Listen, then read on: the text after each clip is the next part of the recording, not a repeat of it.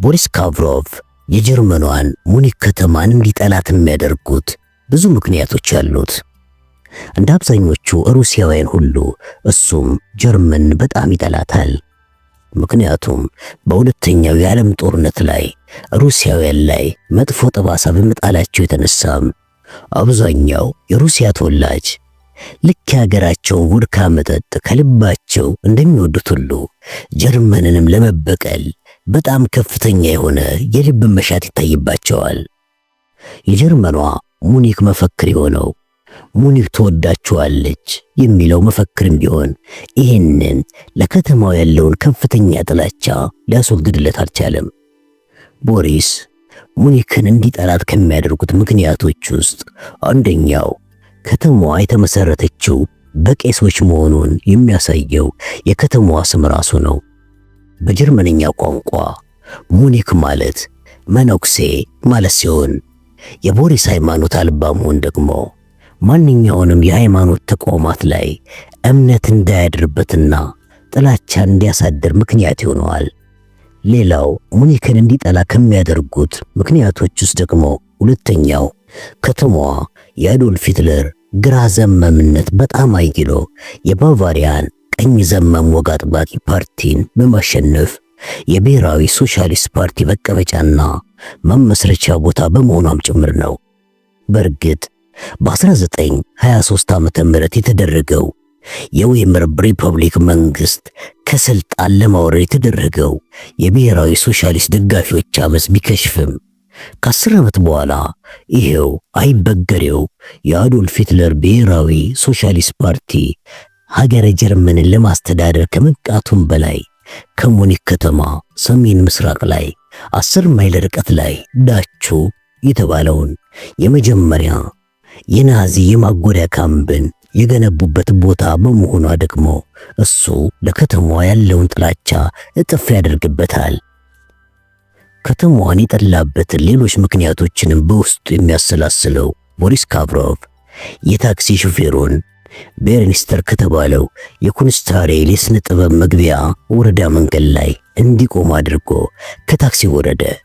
ከዚያም እግሩን ነጠቅ እያደረገ በፍጥነት ተራምዶ 18ኛውና 19ኛው የአውሮፓ ስነ ጥበቦች ወደሚገኙበት ዩኒፔናኮቴክ ወደ ተባለው ሙዚየም አመራ።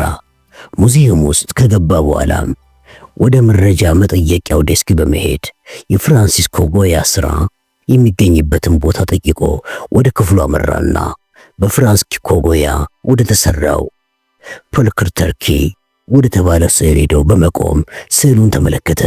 ከዚያም ያን ያህልም ምርጥ ስራ አይደለም ብሎ ለራሱ አልጎመጎመ። ይህን ስዕል ከእርሱ ጋር አብረው ከቆሙ ሰዎች ጋር ቆሞ የገመገመ የሙዚየሙ አስጎብኚ ሴት የምትሰጠውን ገለጻ አዳመጠ። ይህን ስዕል የጀርመኑ ናዚ ፓርቲ ሰርቆ ካመጣቸው ስዕሎች ውስጥ አንዱ እንደሆነ አስጎብኚዋ ሴት ባለመናገሯም ንዴት ውስጥ ገባ። ከዚያም አእምሮ በፍጥነት ከዚህ ስለመጣበት ጉዳይ ስላስታወሰው ንዴቱን ትቶ ወደ ራሱ ተመለሰ። ሞስኮን ለቆ ከመምጣቱ በፊት የኤፍኤስቪ 2 የደህንነት ቢሮውን በጊዜያዊነት እንዲያስተዳድር አንቶንን ወክሎ ነው ወደ ሙኒክ የመጣው። በቀድሞ አለቃው ቼሬስኮቭ የተሰጠውን ጄሰን ቦርንን የመግደል ቤት ስራውን ለመስራት 5 ቀን ብቻ ይበቃል ብሎ ስለገመተም ይህን አንቶንን የወከለው ለ5 ቀናት ብቻ ነው። ምክንያቱም እሱ እንደ አዲስ የለወጠው የተቀበለው ኤፍኤስቪ 2 ገና ብዙ ያለመነገላቸው የማይረቡ የድንች አረሞች በውስጡ ስለሚገኙበት ከ5 ቀናት በላይ ከኃላፊነት ቦታ ውጪ ቢሆን ድርጅቱ የሚንኮታኮ ስለመሰለውም ነው ይህን ያደረገው። የፍራንሲስኮ ጎያን ስዕል ሲጎበኙ የነበሩ ሰዎች ጉብኝታቸውን ጨርሰው ወደ ሌላ ስዕል ሲሄዱ አንድ መካከለኛ ቁመትና ውፍረት ያለው ሰው ብቻ ይህን ስዕል እየተመለከተ ቆሞ ቀረ። ሰውየው አመድማ ቀይ የሆነና መሃል አናቱ ላይ ራሰ በረሃነት የጀመረው ፀጉር ሲኖረው ትከሻውም በአይን የማይታይ ጭነት የሸከመ እስከሚመስል ድረስ እንደ መጉበጥ ብሏል። እጆቹንም ከካፖርት ኪስ ውስጥ ከቶታል። ቦሪስ ካቭሮቭ ይህንን ሰው ቀረብ አለና እንደምን አደርክ አለው ለመግባቢያነት ያህል በሚጠቅም ጀርመንኛ። ቀጠለናም ያጎታችን ልጅ አንተን በአካል መጥቶ ሊያገኝ ባለመቻሉ በጣም ያዝነው አለው።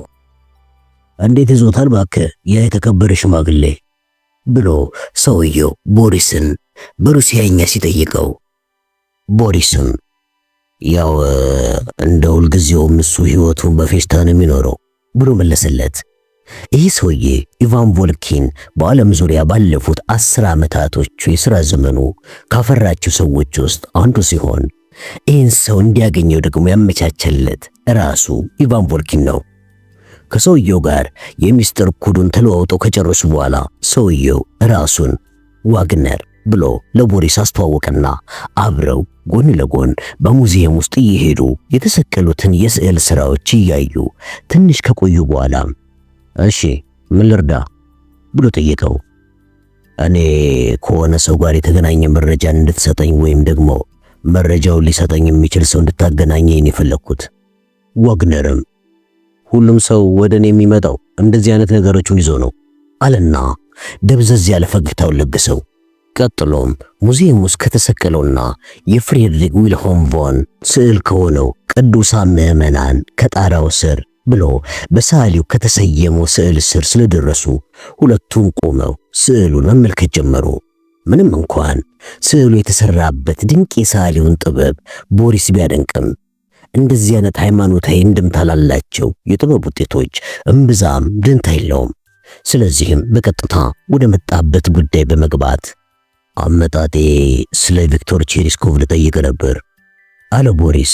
ዋግነርም የቦሪስን ጥያቄ ችላ በማለት በግድግዳው ላይ የተሰቀለው ስዕል ላይ አይኑን አፍጥጦ ቮን ቫዶ ሰዓሊ ከመሆኑ በፊት ወታደር ነበረ ብሎ ተናገረና በመቀጠልም ከዚያም አምላኩ እግዚአብሔርን በውትድርናው ዘመን ላይ ከተቀበለ በኋላ ውትድርናውን በመተው ወደ ሮም አመራ። ሮም ውስጥም ናዝራውያን የሚባሉትን የክርስቲያናዊ ጥበብን የሚሰራው ቡድን መሪ በመሆን ሕይወቱን ለዚህ ክርስትናን ለሚሰብከው ጥበብ አሳልፎ የሰጠ ሰው ለመሆን ችሎ ነበር አለው። እኔ ስለ እንደዚህ አይነት ነገር ደንታ የለኝም ብሎ ቦሪስ በመናገሩ ዋግነር ልክ ቦሪስን እንደ አንድ የአይሁድ ጠላት እንደሆነ ጥንታዊ ፍልስጤማዊ ሰው እየተመለከተው በእውነት እርግጠኛ ነህ ግን ብሎ መለሰለትና አይኑን ስዕሉ ላይ እንደተከለ ጸጥ ብሎ ቆየ። እሺ ወደ ቼሪስኮቭ ጉዳይ እንመለስ እስቲ ብሎ ቦሪስ የዋግነርን ቅሬታ ለማረሳሳትና ወደ ጉዳዩ ለመመለስ ማሰብ፣ ዋግነርም በረጅሙ ተንፍሶ እሺ አንተ ታዲያ ምንድነው ለማወቅ የፈለከው? ቼሪስኮቭ እዚህ ሙኒክ ውስጥ በቅርቡ መጥቶ ነበር። ለምንድነው ቼሪስኮቭ ሙኒክ ሊመጣ የቻለው? ቦሪስ ጠየቀ። እዚህ ከመጣ በኋላ ሙኒክ ውስጥ ወደሚገኘው መስጊድ እንደሄደ ብቻ ነው የማውቀው ብሎ መለሰ ዋግነር። ቦሪስም ንዴቱን እንደምንም ዋጥ አድርጎ እኔ ከዚህ የበለጠ ማብራሪያና መረጃ እንድትሰጠኝ ነው የምፈልገው አለው። የመስጊዱ ጥብቅ ሚስጥሮች ሁሉ በቅርበትና በጥንቃቄ ይጠበቃሉ። ይሄን ቃንታ አታውቅም እንዴ ብሎ ዋግነር ጠየቀ። ይሄንንም አረዳለሁ አለና የቀድሞ አለቃው ቼሪስኮቭ አዲሱ አለቃ ከመስጊድ ጋር የተገናኘ ምን ነገር እንዳለው ራሱን መጠየቅ ጀመረ። ቦሪስ እንደሚያውቀው ከሆነ ደግሞ ቼሪስኮቭ የኤፍኤስቢ 2 ኃላፊ በነበረበት ወቅት ላይ ከጀርመኖች በላይ የሚጠላቸውን ሙስሊሞች በተለይም ደግሞ የቼቼኒያ ሙስሊም አሸባሪዎችን ነበር እያደነ የሚፈጃቸው ወይም ደግሞ እስር ቤት ውስጥ እንዲማቀቁ ወደ እስር ቤት የሚከታቸው። እናም አሁን ቼሪስኮቭ ራሱ የግድ መሄድ ስላለበትም ነው ወደዚህ ሞቱን ሊያፈጥንለት ወደ ቻለው ቦታ ሊመጣ የቻለው ብሎ ለራሱ ግምቱን አስቀመጠ። ወንድሜ እዚህ ጀርመን ውስጥ መስጊድን በተመለከተ የሚሰሩ ስራዎች ውስጥ ጥልቅ ማለት በጣም አደገኛ ነገር ነው አለው ዋግነር ቦሪስን እያስጠነቀቀው። ቦሪስም ይህንን በደንብ ጠንቅቄ ነው የማውቀው ብሎ ተናገረ። በእርግጥም ቦሪስ ካቭሮቭ ይሄ ሙኒክ ውስጥ የሚገኘው መስጊድ በዓለም ዙሪያ የሚገኙ አክራሪ ሙስሊም ወጣቶችን እንደሚሰበስቡ ያውቃል። እነዚህን የሰበሰባቸውን ወጣት ወንድና ሴቶችን አእምሮ በመመረዝም ተስፋ እንዲቆርጡና እንዲጨነቁ በማድረግ በርኩስ ውስወሳዎቻቸው ካጠመቋቸው በኋላ የካድሬነት ስልጠና በመስጠት መሳሪያ በማስታጠቅና ለሽብር የሚያስፈልጉ ወጪዎችን በመሸፈን የወጣቶቹን የአመጽና የሽብር ተግባር በዓለም ላይ እውን እንዲሆን የሚያደርግ መስጊድ መሆኑን በደንብ ያውቃል።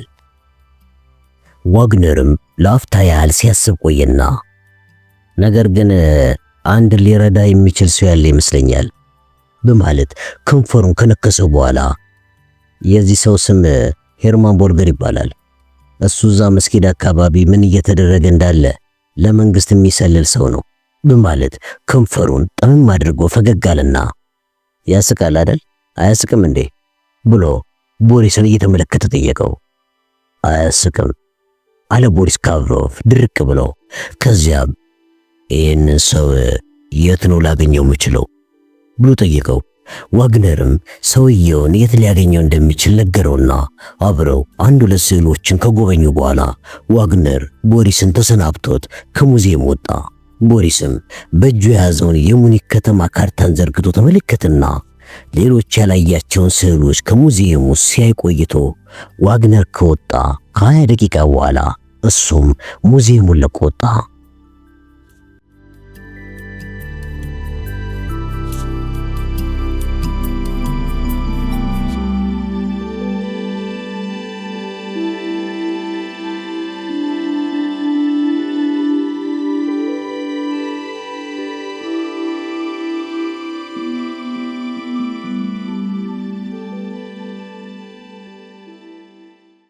አንተ በትክክልም እብድ ነህ ብሎ ሱዋሬስ ጮህና እኔ ደግሞ በፍጹም አንተ ያልከውን ነገር ላደርግ አልችልም ብሎ ደግሞም ተናገረ።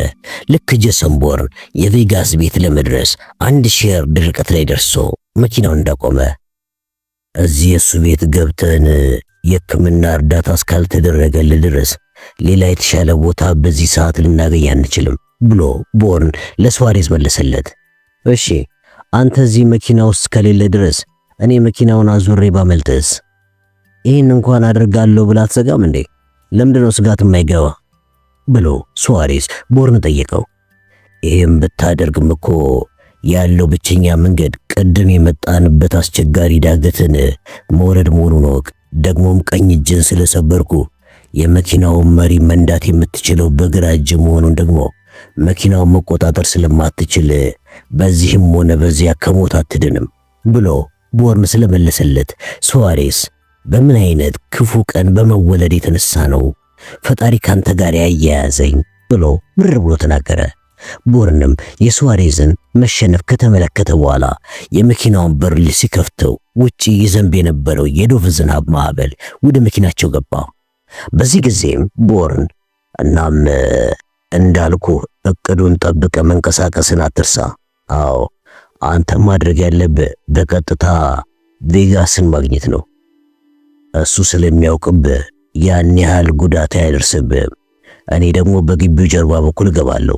ግልጽ ነው አይደለም ብሎ ቦርን ሲጠይቀው ሱዋሬስ በግልግል አይነት ራሱን ነቀነቀና እጄም በጣም እያመመኝ ነው፣ በተለይ ደግሞ የሰበርካቸው ጣቶቼ በጣም ደንዝዘዋል ሲለው እድለኛን እንደውም ጣት መደንዘዙ ሳይጠቅም አይቀርም አለ ቦርን። ቦርንም ከመኪናው ወርዶ ትንሽ እንደቆየ ሰውነቱ በዝናቡ ሙሉ በሙሉ ራሰ። ሱዋሬዝም እንደምንም ታግሎ ከሾፌሩ ወንበር ላይ ተቀምጠና በአንድ እጁ መሪውን ይዞ ወደ ስቲቨን ቬጋስ ቤት የሚያመራውን መንገድ ይዞ ጂፑን አንቀሳቀሰ። ቦርን የመጀመሪያዎችን የኢንፍራሬድ ካሜራዎችን ያየው ገና ከቬጋስ ቤት የ1000 ያርድ ርቀት ላይ እንደደረሰ ነበር። ስለሆነም የሚነዳውን መኪና ቆመና ከዛም ምክንያቱን ለሱዋሬዝ አልነገረውም። አዎ እነዚህን አይነት ውስብስብ የኢንፍራሬድ ካሜራዎችን ለመጀመሪያ ጊዜ የተመለከተው ከብዙ ዓመታት በፊት የሮማንያ ተራሮች ላይ የሆነ ግዳጁን እየተወጣ ባለበት ሰዓት ነበር። ያኔም ቢሆን ታዲያ እነዚህን በውስብስብ ሁኔታ የሚሰሩትን ካሜራዎች አሸንፎ ግዳጁን በብቃት ፈጽሞት ነበር። በእርግጥም ሱዋሬዝ እነዚህን የኢንፍራሬድ ካሜራ መሳሪያዎችን ምልክት ቢመለከትም እንደማያውቃቸው እርግጠኛ የሆነው ቦርንም ሌላ አይነት መገረምን ካሁን በኋላ ስለማይፈልገው ነበር ሱዋሬዝን በመኪና ሸኝቶ እሱ በእግሩ የቬጋስን ቅጥር ግቢ ክልል በእግሩ እየተዟዟረ መጎብኘትን የጀመረው።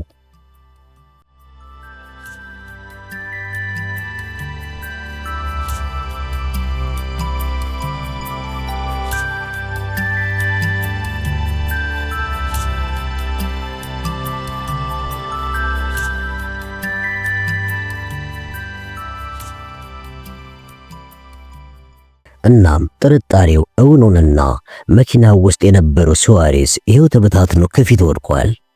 ዝናቡ እንደ ጉድ ልክ እንደ ቁጡና ቁርጠኛ የወታደር አሰልጣኝ ኮማንደር ትዕዛዝ እየተንተገተገ በመውረድ ምድሩን ይወቅረዋል።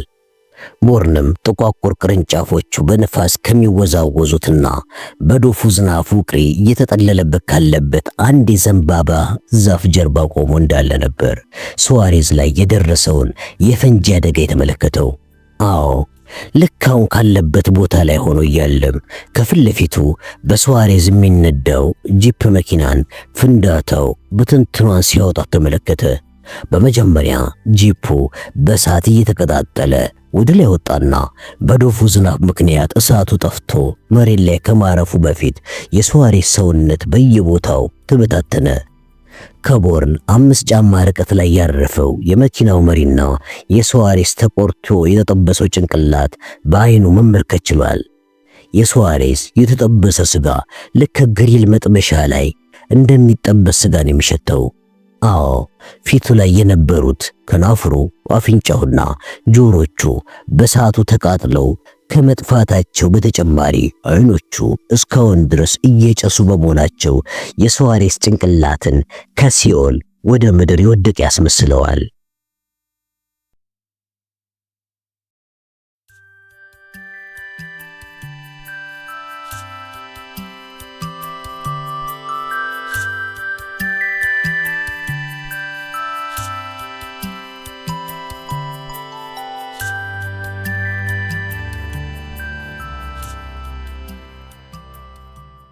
ይህንን በአይኑ እያየ በነበረበት ሰዓትም ቬጋስ መሳሪያው እንደታጠቀ የቤቱን በር ከፍቶ የበረንዳውን ደረጃ ሲወርድ የተመለከተው ቦርንም ወደ ዘንባባው ጫካ ገባ ብሎ ተደበቀ። ቬጋስ የድሮና በዝናብ ጊዜ የሚደረግ ቡትስ ጫማ አድርጎ ልክ ከዚህ በፊት ሞንታና ፓርክ ውስጥ እንደተመለከተው ልጆቿን ከተራራ ላይ አንበሳ እንደምትጠብቅ እናት ድብ ዙሪያውን እየተገለማመጠ ነበር በዝናብ ውስጥ እየተራመደ በፈንጂ ወደ ተበታተነው ጂፕ መኪና የመጣው። ይህንን ጥንቃቄውን የተመለከተው ቦርንም ይህ ሰው ማንን ይሆን ከአደጋ የሚጠብቀው የሚለውን ጥያቄ ራሱ እንዲጠይቅ ተገደደ። መቼስ ራሱንና ሚስቱን ሮዚን በዚህ ውስብስብ የኤሌክትሮኒክስ መሳሪያ ታግዞ ጥበቃውን የሚያደርገውና ራሱን ከቦርን ለመከላከል እንዳልሆነ ግን እርግጠኛ ነው። እናስ በዚህ ሲተከል እንኳን ሳምንታትን በሚፈጀው የኤሌክትሮኒክስ መሳሪያ በመታገዝ ራሱንና ሚስቱን ማን ሊያደርስበት ከሚችለው አደጋ ለመጠንቀቅ ሲል የተከላቸው።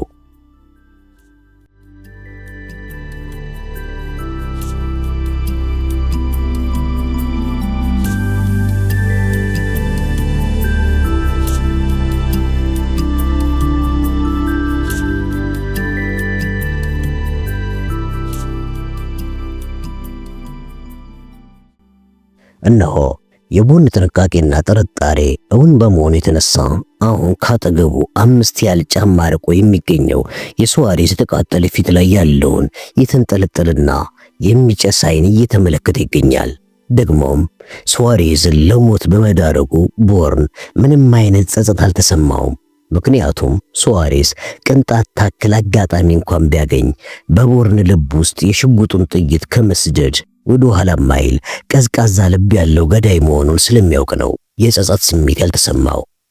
ቬጋስ ከቤቱ ወደ ቅጥር ግቢ ወጥቶ ይህንን በፈንጂ የተበታተነ ጂፕ መኪናን እየነካካና ዞር ዞር እያለ እየተመለከተ ነው።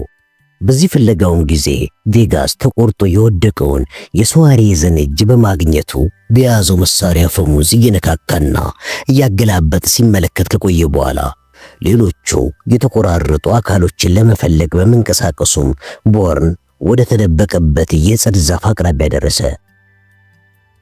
በዚያ እንደ ጉድ በሚወርደው ዶፍ ውስጥም ቬጋስ እየተንቀሳቀሰ ባለበት ሰዓትም ሰማዩ ላይ ከደመናው ስር የመብረቅ ብልሽታና ነጎድጓድ ፍንዳታ ተሰማ። በዚህ ጊዜም የቦርን አእምሮ ዝብርቅርቅ ብሎ ወደፊቱ ትውስታው ተመለሰ። ይሄ የበፊቱ ትውስታው ታዲያ ሙሉና የተሟላ ሳይሆን እንደ ሸክላ የተሰባበረና የተዘበራረቀ በመሆኑ ቁርጥርጥ ያሉ ትውስታዎችን ብቻ ነበር ለማስታወስ ያስቻለው።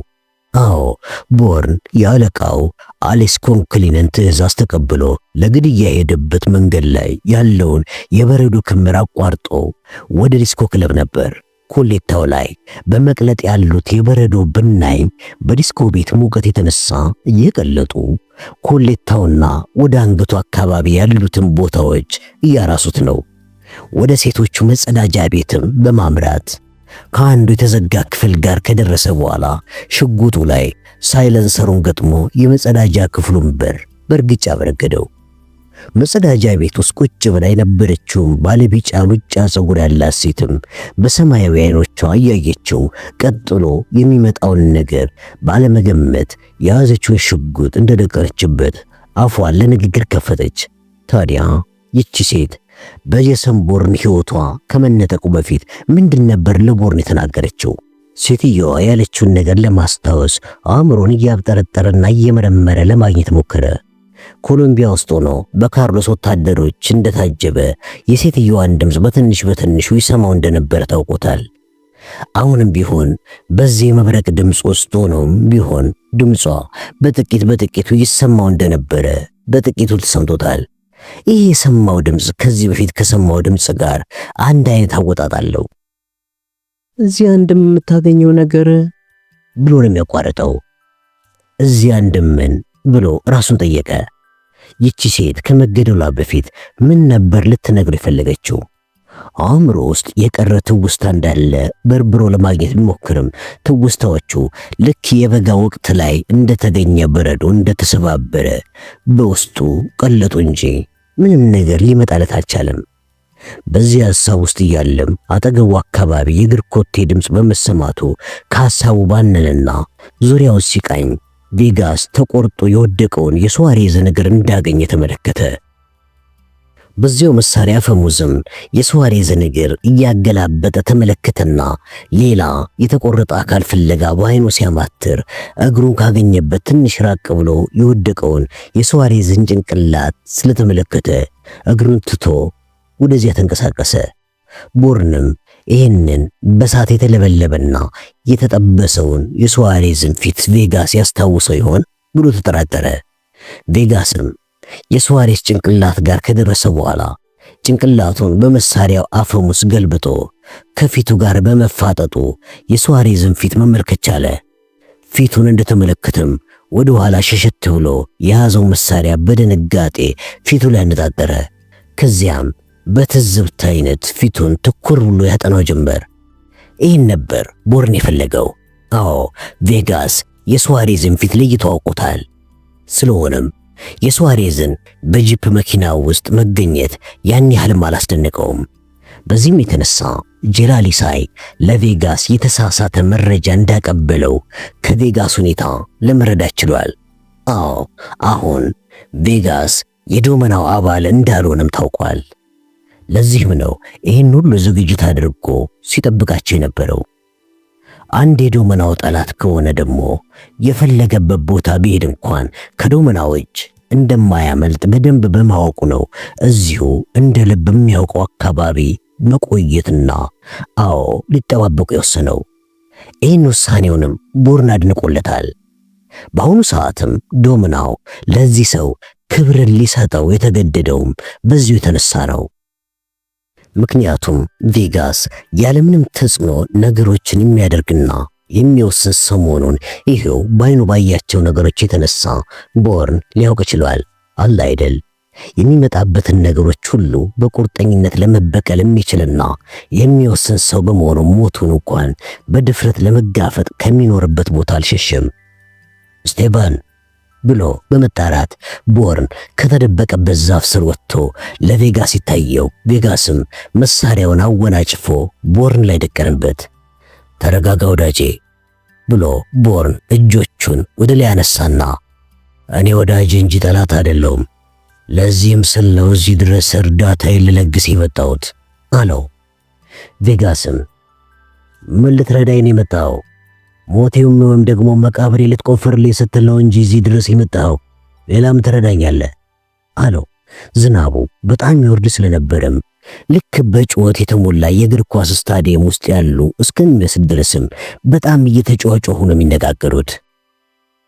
እኔ እናንተ አንድ የጋራ ጠላት አለን፣ ሰርቪስ ዶመናው ብሎ ቦርን ሲናገር፣ ቬጋስ ለሰርቪስ ዶመናው ያለውን ጥላቻ ለማሳየት ምራቁን መሬት ላይ ተፋ። አዎ ሰርቪስ ዶመናው የጋራ ጠላታችን ነው፣ እመነኝ አለው ቦርን። ቬጋስም ቦርን ላይ ለጥቂት ጊዜ እያፈጠጠ በቆየበት ሰዓት ላይ ከቦርን ጎን ከሚገኘው የጥድ ዛፍ ውስጥ ሮዚ መሳሪያዋን በቦርን ላይ ደቅና ወጣች። ይህን የተመለከተው ቬጋስም ሮዚ ብሎ ቢጮህም ሮዚ ወደ ቦርን ቀርባ ስለነበረ ቦርን ወደ ጎን ፈንጠር በማለት ሮዚን ከያዛት በኋላ የያዘችውን መሳሪያ ቀምቶና አንገቷን በአንድ እጁ ክንድ ውስጥ አቅፎ ወደ ደረቱ እያስጠጋት የቀማትን መሳሪያ ቬጋስ ላይ በመደቀን መሳሪያውን ወደታች አወርደው ብሎ አዘዘው። ይህ እንደተናገረም በቬጋስ አይን ውስጥ ለሮዚ ያለውን ፍቅርና ጭንቀት ስለተመለከተ ቅናት ቢጤ በቦርን ውስጥ ሽው ብሎ አለፈ። አቤት መቼ ነው እኔስ እንደዚህ አይነት እውነተኛ የሆነ ስሜትስ የሚሰማኝ? መቼ ነው እኔም እንደዚህ አይነት ቀለል ያለ ኑሮን የምኖረው ብሎ ለአፍታ አሰበና መቼም እንደዚህ አይነት ህይወት እንደማይገጥመው ስለገመተ ይህን ስሜቱን ወዲያውኑ ችላ አለው። ቬጋስም የመሳሪያውን አፈሙዝ ወደ ታች እንደወረደ ቦርን ሮዚ ለቀቃት። እሷም ብር ብላ ወደ ቬጋስ ስትሄድ ቬጋስ በአንድ እጁ ቅፍ አደረጋትና በሐዘንና በጭንቀት በታፈነ ድምፅ ለምን ወጣሽ ውዴ? ቤት ውስጥ ቆይኝ ብዬ ነግሬሻል ነበር እንዴ አላት። ቦርንም ወደ እነሱ ሲመጣ የቬጋስን መረበሽ ስላየ አፈሙዙን ወደ ራሱ አዞረና እኔ ይህም መሳሪያ አልፈልገውም፣ እንዲያውም መሳሪያውን እንካ ብሎ እጁን ዘረጋ። እሷም እናንተ እኮ ተጨነቄ ነው ፍቅሬ፣ እንዴ ስንት ሰው ሆነው እዚህ እንደመጡስ ምን ይታወቃል? አዎ ለዛ ብዬ እኮ ላግዝን የወጣሁት አለችው። ቬጋስም ይህን ጥያቄዋን ሊመልስ ስላልቻለ ወደ ቦርን እየተመለከተ አንተና ሱዋሬዝ ብቻ ናችሁ እንዴ ብሎ ጠየቀው። ቦርንም በአዎንታ ራሱን ሲነቀንቅ ታዲያ ለምንድን ነው ከሱ ጋር የመጣኸው ብሎ ሲጠይቀው በፉርክ ወታደሮች የተዘጋ መንገድ ላይ አግኝቼው ነው እሱን አግቼ በመያዣነት ወደዚህ የመጣሁት ብሎ ቦርን መለሰለት። ቬጋስም የቦርንም መልስ ከሰማ በኋላ መገረሙን የሚያሳይ ፊት ታየበት። ቦርንም ሌላ ማንም ሰው አልተከተለንም፣ ለዚህ እንኳን እርግጠኛ ስለሆንኩኝ ስጋት ሊገባ አይገባም አለው። ቬጋስም ግርምቱ ወደ ጉጉት ተለወጠ። ከዚያም አንድ ጊዜ ቦርንን፣ ቀጥሎም ቦርን እጅ ላይ ያለውን መሳሪያ ሲመለከት ቆይቶ ከቦርን እጅ ላይ መሳሪያውን ተቀብሎ ይሄንን ዝናብ እስከሚበቃኝ ድረስ ተጠመቅኩበት፣ እንደማስበው ጥምቀቱ የሚበቃን ይመስለኛል ብሎ ተናገረ።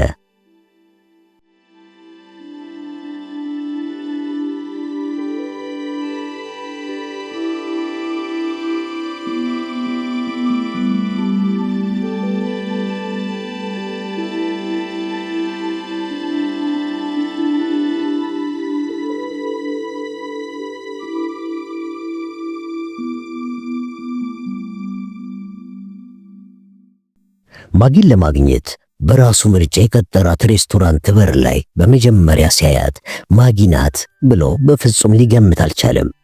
ስለዚህም በሩ ላይ ለሚገኘው አስተናጋጅ ከመኪናው ሳይወርድ ቁልፉን ሊያቀብል ሲል ግን ማጊ አጠገቡ መታ ቆመችና አስተናጋጁን እንዲህ ነገረችው።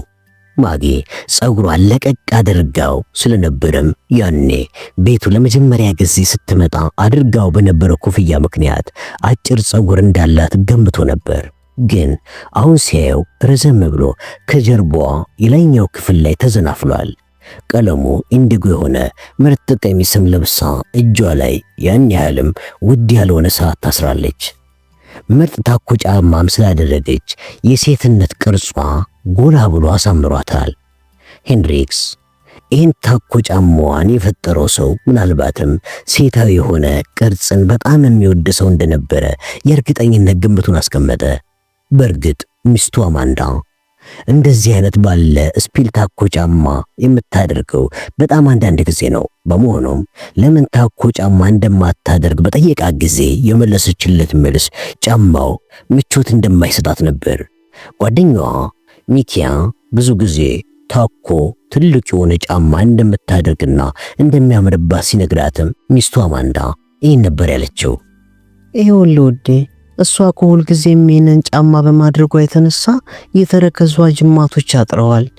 ስለዚህም በባዶ እግሯ ስትሄድ ብታያት እኮ በአውራ ጣቷ እየረገጠች ነው ብላ አስቀው እንደነበር ያስታውሳል። ይኸው አሁን ደግሞ ማጊ በባዶ እግሯ ስትሆን እንዴት ነው የምትራመደው ብሎ ራሱን ጠየቀ። መኪና ውስጥ እንደገባችም እባክህ እዚህ መሆን ደበረኝ፣ ዛሬ ለምን ቬርሞን ሬስቶራንት አንሄድም? እዛ ቦታ እንዲያዝልን ስላደረኩኝ አሁን መሄድ እንችላለን። ቬርሞን ሬስቶራንት የት እንደሚገኝ ታውቃለህ አይደለ? አለችው። አሌክሳንድሪያ ውስጥ ነው። አዎ ሄንድሪክስ መለሰላት። ልክ ነህ፣ 11 ኪንግ መንገድ ላይ ነው እንዳለችውም መኪናውን አስነስቶ ማርሹን ሲያስገባ ማጊ ወደሱ እየተመለከተች እዚህ ሬስቶራንት ከዚህ በፊት ሄደህ ታውቃለህ እንዴ ብላ ጠየቀችው። አንድ ጊዜ ሄጄ ነበር አላት። ያኔ ከአማንዳ ጋር ዓመታዊ የጋብቻ በዓላቸውን ሲያከብሩ እዚያ ሆቴል ውስጥ መሆናቸውን አስታውሶ፣ አቤት እንዴት ምርጥ ምሽት ነበር እዚያ ያሳለፉት። ከሆቴሉ ወጥተውም ወደ መኪናቸው ሲሄዱም ክንድ ለክንድ በፍቅር ተቃቅፎ እንደነበርም ትዝ ይለዋል። እንደማስበው እኔን ሁሉ ያማራት ናት ብለህ ገምተኛል አይደለ አለችው። እሱም ፈገግ አለና እንዴ እኔ እኮ በደንብ አላውቅሽም፣ እንዴት እንደዚህ አድርገሽ ትገምችኛለሽ ብሎ መለሰላት። እሷም ቀበቷን አስራ ወደ ኋላ ወንበሩ ላይ ስትለጠጥ እሱም ወደ አሌክሳንድሪያ ወረዳ ወደሚያሻግረው ድልድይ የሚወስደው መንገድ ላይ መኪናው ማሽከርከር ጀመረ። የመኪናው ወንበር የተደገፈችው ማጊም እጆቿን ከታፏ ላይ አስቀምጣ ጸጥ ብላ ላፍታ ያህል ከተቀመጠች በኋላ ለምን መሰለ እኔ ከዋናው ምግብ በኋላ የሚመጣውን ተከታይ ምግብ በጣም ስለምወደው ነው። እዚያ ደግሞ ተከታያቸውን በጣም በምርጥ ሁኔታ ነው የሚሰሩት አለችው። አረ ይቻላል ብሎ በቀልድ መልክ ሄንድሪክስ ሲናገር ማጊ ደስ የሚለውን ሳቋን በቀስታ ሳቀችለትና ልቡን ውክክ አደረገችው። ሄንድሪክስም ማጊ የተቀባችው ደስ የሚል ሽቶ በኃይል ወደ ውስጡ ስለሳበ መኪናው ሲያሽከረክር ማጊ ወሬዋን ቀጠላ። ቬርሞን ውስጥ ከሚቀርቡት ተከታይ ምግቦች ውስጥ በጣም የምወደው ደግሞ በጨው ታሽቶ የሚቀርበውን እንቁላል ያለውንና በደረቅ የተጠበሰው ዳቦአቸውን ነው። እሱ በጣም ነው ደስ የሚለኝ። እንዲያውም እሱን ዳቦ ከበላኝ ቆይቻለሁ አለችው። ዛሬ ማታ እንግዲህ ታገኘዋለሽ አለና በመኪናዎቹ መሃል እየተሽለኮለከ ሲያሽከረክር ከኋላው የሚከተለው ጠባቂዎቹን የያዘው መኪናም አብሮ ተሽለኮለከ። እንዲያውም ከፈለግሽ 2 ዳቦ እንዲቀርብልሽ ሁሉ ላደርግ እችላለሁ አላት። ዞር ብላ አይኗ ላይ ያረፈውን የመንገድ መብራት እያብረቀረቀባት ተመለከተችና በእውነት ደስ ይላል። አንተ እኔን ሆዳም እና ስግብግብ ልታደርገኝ ያስባል መሰለኝ አለችው። አሁን መኪናቸው ድልድዩ ላይ ደርሷል። የከተማውም ትልቅ ሐውልት ላይ የተለቀቀው መብራትም ሰማዩን ወደ ወርቃማና ግራጫማነት ለውጦታል። ኧረ በይ እንዴ ዝም በይ እኔ አንቺ መቼም ስግብግብ ትሆኛለሽ የሚል ሐሳብ የለኝም ሲላትም ማጊ ትከሻዋን ከፍና ዝቅ አድርጋ አንዳንዴ ስግብግብ መሆን የሆነ ደስታን የሚሰጥ ይመስለኛል አለችው። ሄንድሪክስም ያለችው ስላልገባው እኔ እንኳን አዎ በዚህ ሐሳብሽ እርግጠኛ ብሎ ወሬውን ከመጨረሱ በፊት ማጊ ጣልቃ ገብታ ይሄ እኮ የማይታየው የተፈጥሮ ስራ ነው ለማለት የፈለኩት ግን ገብቶሃል ብላ ጠየቀችው። ሄንድሪክስም ያለችው ነገር አሁን ባይገባውም ለወደፊቱ ግን ግልጽ እንዲሆንለት ምኞቱን አስቀመጠ።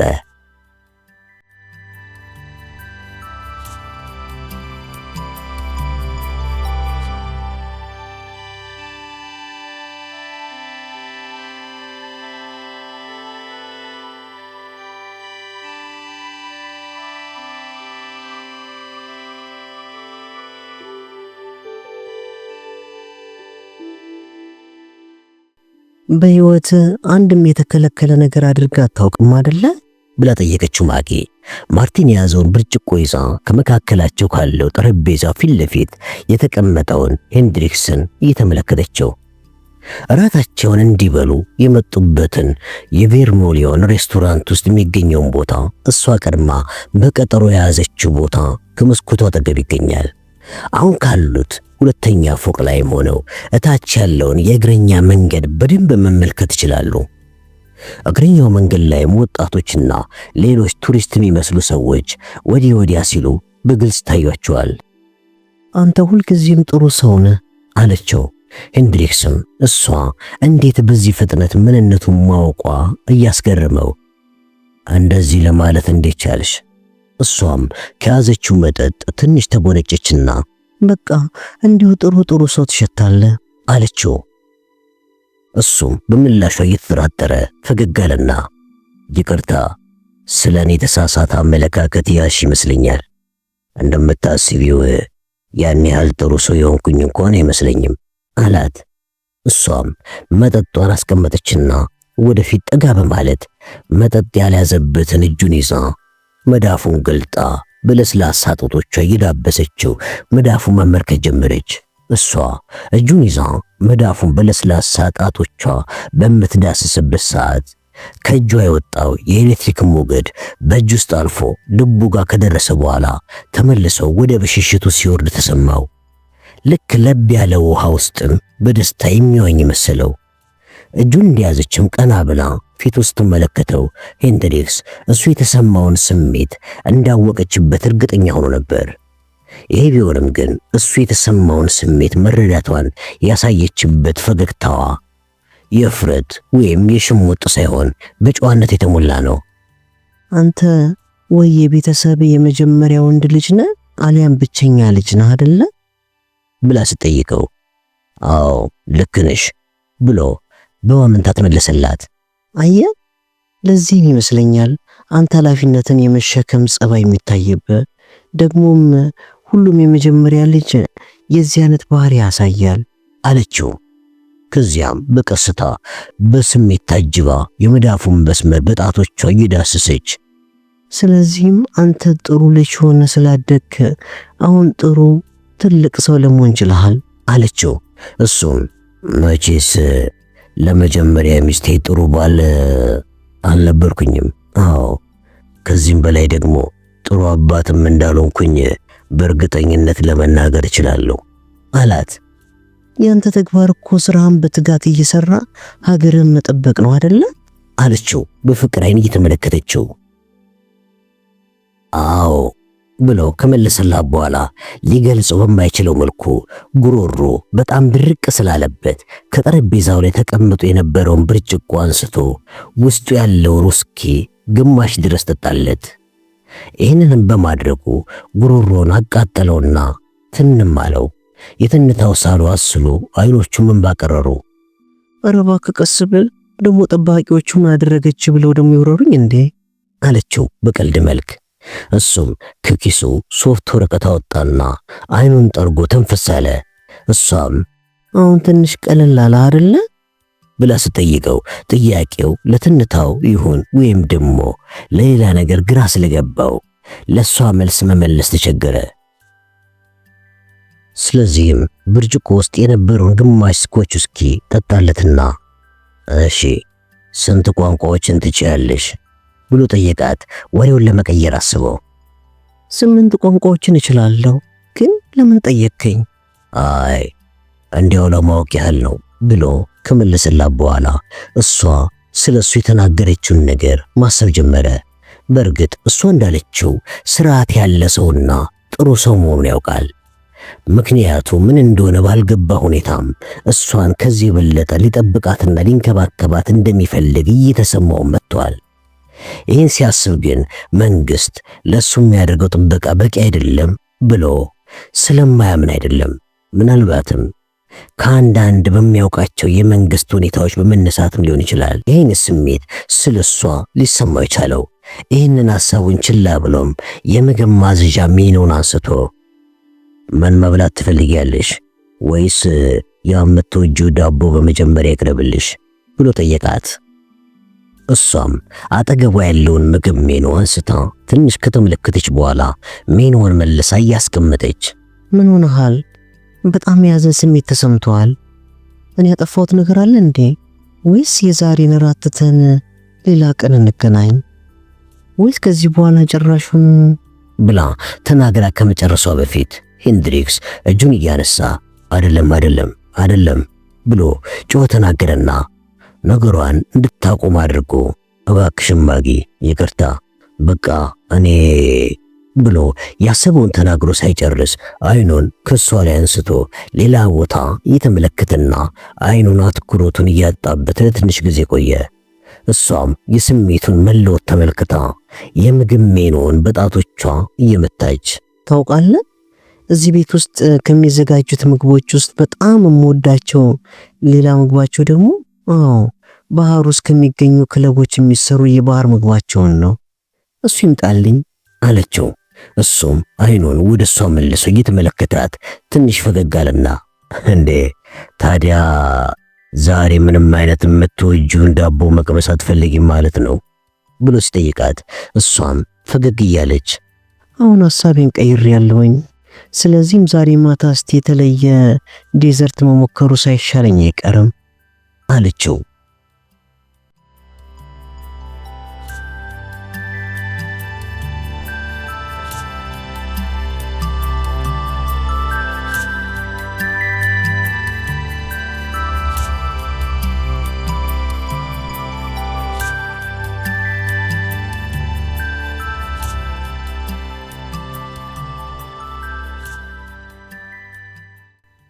ጄላሊሳይ ከጄሰን ቦርን ከተለየ በኋላ ወደ ኮሎምቢያ ዋና ከተማ ቦጎታ ከበረረ በኋላ ወደ ስፔን ማድሪድ በረረ።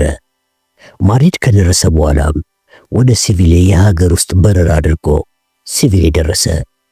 በእርግጥ ለቦርን የነገረው ታሪክ ሌላ ቢሆንም እሱ ግን በቀጥታ ወደ ሲቪሌ መጥቶ አንድ ሰውን የግድ ማግኘት ስለሚገባውም ነው ቦርንን የዋሸው። ሲቪሌ ከደረሰ በኋላ አንድ መኪና ተከራይቶ ወደ ደቡብ ምዕራብ የስፔን ዳርቻ ላይ ወደምትገኘው ካዲስ ከተማ ተንቀሳቀሰ። የካዲስ ከተማ የሚነገርላት ታሪክ አላት። ከተማዋ የተቆረቆረችው በፎኖሺያኖች እንደሆነ ወይም ደግሞ በሄራኩለስ እንደሆነ የግሪክ አፈ ታሪኮች ይናገራሉ። ከተማዋን ፎኖሺያኖች ጋዴር ሲሏት ትርጉሙም በምግብ የታጠረች ከተማ ማለት ነው።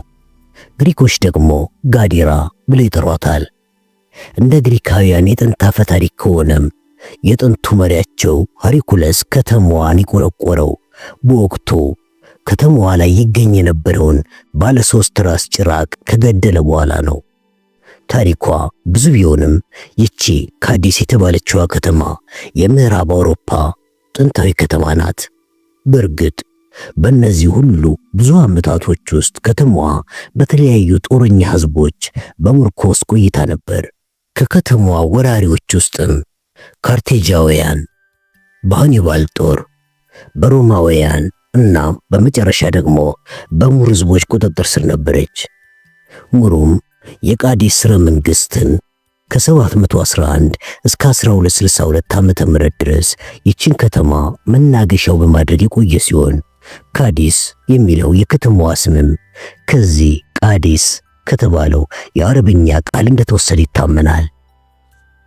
ይህንን የከተማዋን ታሪክ እያሰላሰለም ጄላሊሳይ ከሲቪሌ 70 ምናምን ማይሎች ርቀት ላይ ወደምትገኘው የካዲስ መዳረሻ ቦታ ከሆነው አሸዋማ ሜዳ ላይ ደረሰ። ሜዳውን አልፎም ወደ ከተማዋ ሲገባ ለብዙ ጊዜያት ሲያስተዳድሯት የቆዩ የሙር ህዝቦች አሻራን በከተማዋ ላይ ሊመለከት ቻለ። በከተማዋ አሸዋማ አፈር የተነሳ በጣም ረዣዥም ሕንፃዎች በከተማዋ ላይ ስለማይሰሩ ካዲስ ልክ በመካከለኛው ክፍለ ዘመን ላይ የምትገኝ ከተማ ትመስላለች። ምንም እንኳን ከተማዋ ስፔን ውስጥ ብትገኝም የሰሜን አፍሪካ ከተማን የምትመስለው።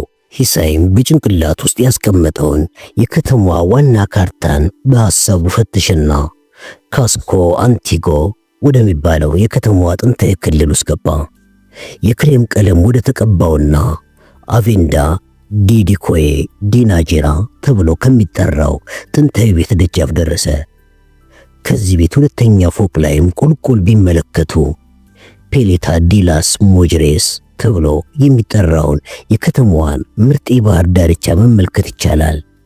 ገና ሲቪሌ አውሮፕላን ማረፊያ እንደደረሰም ለዶን ፈርንዶ ደውሎለት ስለነበረ ሂሳይ እዚህ ቤት ጋር ደርሶ የመኪናውን ሞተር እንዳጠፋ ዶን ፈርዶ የቤቱን ጥንታዊ የእንጨት በር ከፍቶ ሊቀበለው ወጣ። ዶን ፈርናንዶ ሲቪሌ ውስጥ ቤት ቢኖረውም እዚህ ካዴስ ውስጥ የሚገኘው ሁለተኛ ቤቱ የሚመጣው አንዳንዴ ነው። ዶን ፈርናንዶ ልክ እንደ ቤቱ ቀለም ክሬም ቀለም ያለውና በበጋ ጊዜ የሚለበስ ስስ የናይለን ሙሉ ልብስ ለብሷል። ምንም እንኳን በሰባዎቹ መጀመሪያ ዕድሜ ላይ ቢገኝም ሰውነቱ የጎበጠና የተንጀላቀቀ ሳይሆን ቀጭን ሆኖ ሸንቃጣ አቋም አለው። ሰማያዊ አይኖቹ ባይኖሩ ኖሮ በፀሐይ የጠየመው ቆዳው የሙርጎሳ አባል ነበር የሚያስመስለው። ሂሳይም ከመኪናው ከወጣ በኋላ ተንጠራራና ከዶን ፈርናንዶ ጋር ልክ እንደ አውሮፓውያን ባህል ተቃቅፈው ሰላምታ ተለዋወጡ። ከሰላምታቸው በኋላም ፈርናንዶ ሄሬራ ግንባሩን ቋጥሮ የታለ ስቴቨን ብሎ ጠየቀው። ስቴቨን ደህና ነው፣ ደህንነቱ የሚጠበቅለት ቦታ ነው የሚገኘው ብሎ ሂሳይ መለሰለትና በመቀጠልም በእርግጥ ታሪኩ ብዙ ነው ብሎ ለሄሬራ ተናገረ። ሄሬራም ጭንቅላቱን በመስማማት መልክ ነቀነቀና ሂሳይን አስከትሎ ወደ ቤት ውስጥ ይዞት ገባ። ይህን በሚያደርግበት ሰዓትም ከፊቱ ላይ ጭንቀት እንደሚነበብ ሂሳይ አስተውሏል። የሄሬራ ቤት በሙሮች የቤት አሰራር ባህል መሰረት እንደተገነባ የሚያሳየውና ከቤቱ መሃል ላይ ከሚገኘው ሰፊ ቦታ ላይ ፏፏቴ ያለው። ይህ ፏፏቴም ከባህሩ ከሚነፍሰው ነፋስ ጋር አብሮ እየተንቀሳቀሰ ለቤቱ ጥንታዊ ውበትን አጎናጽፎታል። ሄሬራም ከጣጣፊው የእንጨት ጠረጴዛ ላይ ወደሚገኘው የነሐስ የምግብ ማቅረቢያ ሰሌን ጋር ጀላሊ ሳይን እንዲቀመጥ ጋበዘውና ልክ እንደ በረሃኞቹ በዲኖች ባህልና ወግም ቀኝ እጃቸውን ብቻ በመጠቀም ምግባቸው በልተው ጨረሱ። ጠረጴዛው የሚገኘው ከፏፏቴው የሚወጣውን ደስ የሚል ፏፏታ ከሚሰሙበት ቅርበት ላይ ነው። ሄሬራም ከሳህኑ ላይ የሚገኘውን አንድ የቫሌንሺያ ብርቱካን አነሳና መልካም አለና ከኪስ ውስጥ አንድ ታጣፊና እጅግ ስለታማ የሆነ ጩቤውን አወጣና የብርቱካኑን ልጣጭ እየላጠ ስቴቨን ተቀጣሪ ብቻ ሳይሆን የረጅም ጊዜ ጓደኛዬ ነው። ለዚህም ስል ነበር ዶብናው ደርሶ ከመገደላቸው በፊት እሱንና አብረው የምትኖረውን ሴት ይዘ ከኮሎምቢያ እዚህ እንድታመጣቸው ይላኩ አለው። እናም ይሄ ነገር እኔን ለመፈተን የተሰጠኝ ስራ ነበር ማለት ነው? ጀላሊ ሳይ ጠየቀ። ሄሬራም ልጣጩን የላጠበትን ብርቱካን አንድ ዘለላ ለይቶ እንደያዘ አንተ በዚያ መልክ የምታስበው ከሆነ እንግዲህ ልክ ነህ አለው። እኔ እንዴት እንደዛ ላስብ እችላለሁ ብለህ ታስባለህ? ብሎ ጀላሊ ሳይ በንዴት ጠየቀውና በማስከተልም አታምነኝም ማለት ነው? ሆነም ቀረም እኮ ስቴቨንን ይዘህልኝ አልመጣህም አለና የብርቱካኑን አንድ ዘለላ ወደ አፉ ከተተ። ወዲያውኑም የያዘውን ጩቤ በፍጥነት የጀላሊ ሳይ አንገት ላይ አሳረፈና በአንደኛው እጁ ወደ ውጭ እያመለከተው እዚያ ሄሪኩለስ ያቆማቸው ምሰሶዎች ይገኛሉ። በአፈ ታሪክ እንደሚነገረው ከሆነ እላያቸው ላይ ይሄ ጽሑፍ ታትሞባቸዋል። ከዚህ በላይ የትም መንቀሳቀስ የለም። ይሄ የዓለም የመጨረሻ ድንበር ነው አለው። በመቀጠልም እናም አንተ ስለ ቬጋስ እውነተኛውን ነገር እስካልገለጽክልኝ ድረስ ያንተም የመጨረሻው እስትንፋስ በዚህ አንገት ላይ ባሳረፍኩት ጩቤ ይወሰናል አለው። ሂሳይም ሄሬራ አንገቱ ላይ ያሳረፈው ጩቤ ስለቱ የተሰማ ከመሆኑም በላይ ጩቤው የአንገቱ ደም ስር ላይ በጣም ስለተጫነ ከልቡ ወደ አንገቱ የተለቀቀው የልብ ምት በጣም እየተሰማው ነው። ስለሆነም አፍ ውስጥ የሞላውን ምራቅ ቢወጥ ስለቱ የሚቆርጠው ስለመሰለው ምራቁን ከመዋጥ ይልቅ ፍርሃቱን አምቆ በመያዝ ሄሬራን ተረጋጋ እንጂ ወዳጄ፣ አሁን እኮ ምንም የሚያናድድና የሚያስጨንቅ ነገር የለም ብሎ ላፍታ ያህል ዝም ካለ በኋላ በእርግጥ አንተ ቬጋስን ከነሚስቱ ወደ አንተ ጋር እንዳመጣቸው ብትልከኝም እዚያ ኮሎምቢያ ውስጥ ጄሰን ቦርን ስላገኘሁት ነው ሐሳቤ ልቀየር የቻልኩት ብሎ ነገረው። ይህንን ነገር ከጀላሊ ሳያፍ የሰማው ሄሬራም አይኑን አፍጥጦ እናም ቦርን ቬጋስን ይዞት ወደዚህ እንዲያመጣው ላኩት የምትለኝ አለው። ምን ሆንክ ዶን ፈርናንዶ? አንተ ከኔ ይበልጥ ቦርንን ታውቀዋለህ አይደል እንዴ? ታዲያ ለዚህ ሥራ ከሱ የተሻለ ሰው የት ይገኛል? በተለይ ደግሞ በአሁኑ ሰዓት ሰርቪስ ዶመናው ቬጋስን ሊገድል በሚንቀሳቀስበት ወቅት ቦርን ከማንም በላይ ዶመናው ከሚያደርስባቸው አደጋ ጠብቋቸው ሁለቱንም ወደ አንተ ይዟቸው እንደሚመጣ ነው እምነቴ አለው ኢሳይ። ይህን ከሰማ በኋላም የሄሬራ አይኖች እንደ መጨለም አሉ። ቀጥሎም ከጀላሊ ኢሳይ አንገት ላይ የደቀነውን ጩቤ ያነሳና ዘና ባለ ስሜት ውስጥ ሆኖ እሺ ቦርንን ወደ ቬጋስ ስትልከው ምን ብለን ያሳመንከው አለው። ጭንቀት እውነቱን ነግሬው እንደሆነ በማሰብ ይመጣበት ከሆነ አይዞህ አትጨነቅ፣ እኔ እውነቱን ሳይሆን ለቦርን የነገርኩት ቬጋስ ከዶመናው ጋር ያለው ግንኙነት እየላላና እየሻከረ መምጣቱን ብቻ ነው አለው። እንዴ ታዲያ እኮ እውነቱን እንደነገርከው ነው የሚያሳየው አለው። መቼስ ብዙ ውሸቶችን ታማኒ ለማድረግ ጥቂት እውነቶችን ከውሸቶቹ ጋር ደባልቀ መናገር እንዳለብን ላንተ አልነግርህም አለው። ሂሳይም ሄሬራም አንድ ዘለላ የተገነጠለለትን ሙሉ ክብ ያልሆነውን ብርቱካን ላይ አይኖቹን እንደሰካ ይሄ ቢሆንም አዎ ቦርንም ዋሸት ጥሩ አይደለም ብዬ አስባለሁ አለ ቬጋስ።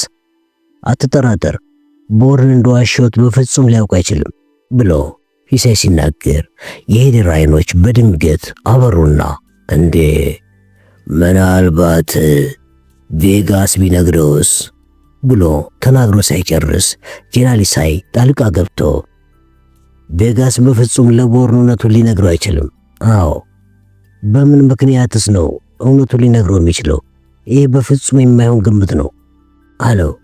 ሄሬራም ለጥቂት ሴኮንዶች ያህል ሲያስብ ቆየና አሁንም ቢሆን ነገሩ አልጣመኝም፣ ስለዚህ ቦርንም በስልክ አግኝተህ ነገሩ አደገኛ እንደሆነና በፍጥነት ቬጋስንና ሚስቱን ይዞ ወደ እኔ እንዲያመጣቸው ንገረው አለው።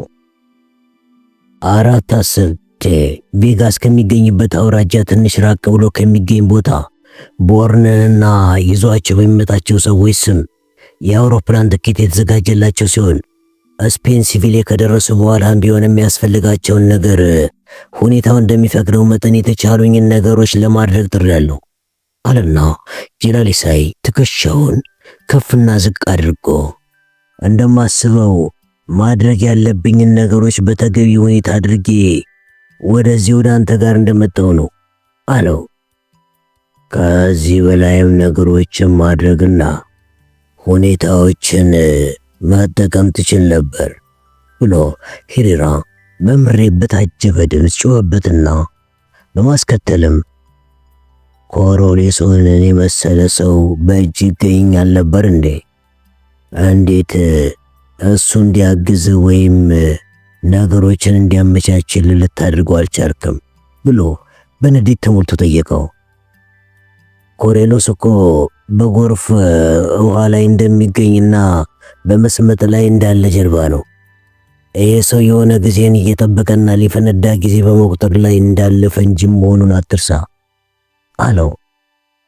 በእርግጥ አሁን የተናገርካቸው ነገሮች ስሜት የሚሰጡ ቢሆንም አሁንም ቢሆን ኮሮሌስ ለእኔ ጠቃሚ ሰው ነው ብሎ ሄሬራ ሲናገር፣ እንዴ አጓርዴንቴ ባንኮርብ የተባለ የገንዘብ ተቋምስ? እሱ እኮ ከአሜሪካ ውጭ ከሚገኙ የገንዘብ ተቋማት ሁሉ በጣም ግዙፉ ነው ብሎ ጄላሊሳይ ጠየቀው።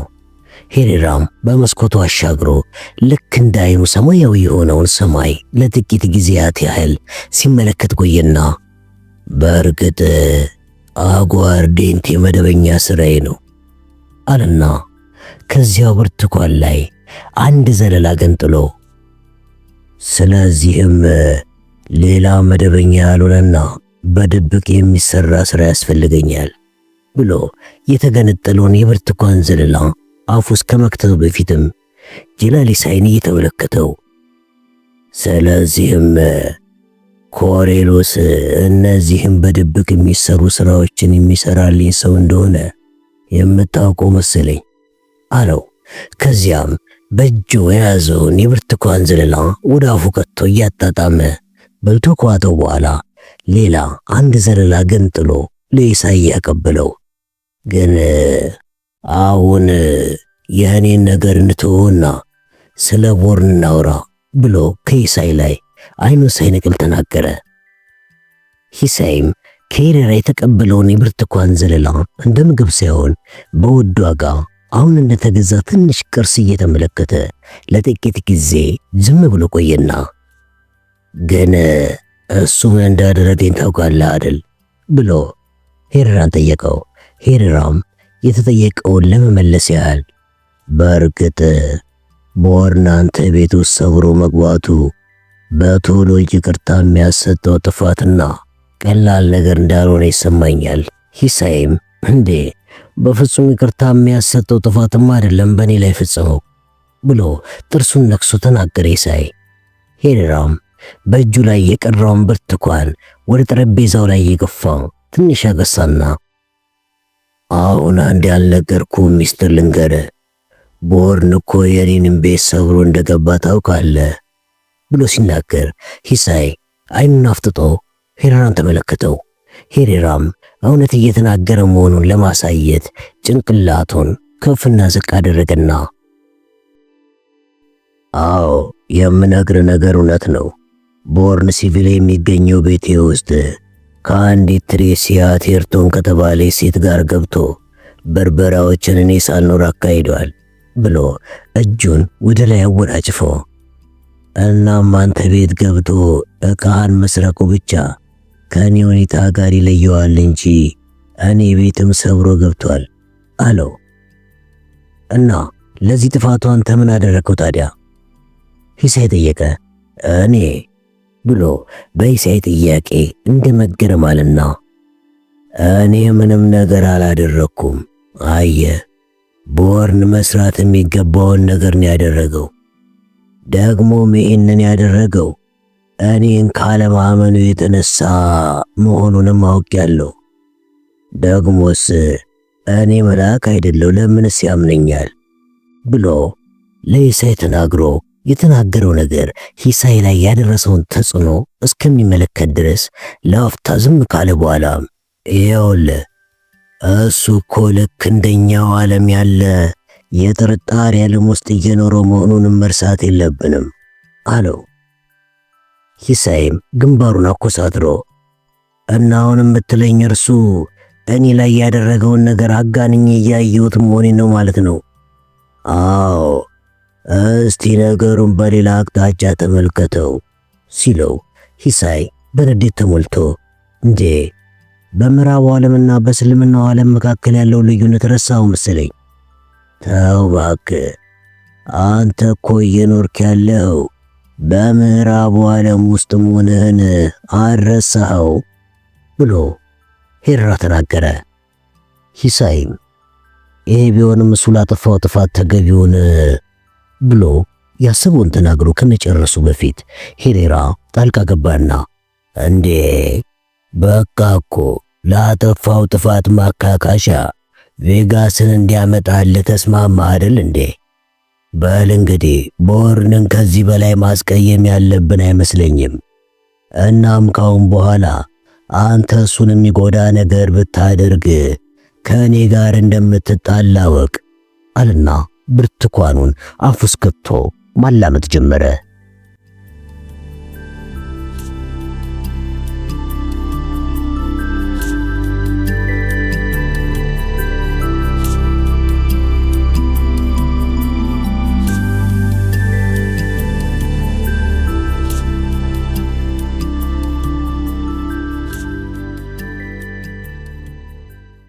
ስቲቨን ቬጋስ አጠገቡ ያለውን የድንጋይ ወንበር በእጁ እያሳየው ቦርንን ና እዚህ ከእሳቱ ጎን ተቀመጥና በደቂቃዎች ውስጥ ዝናቡ ያረጠበው ልብስ ይደርቅልሃል አለው።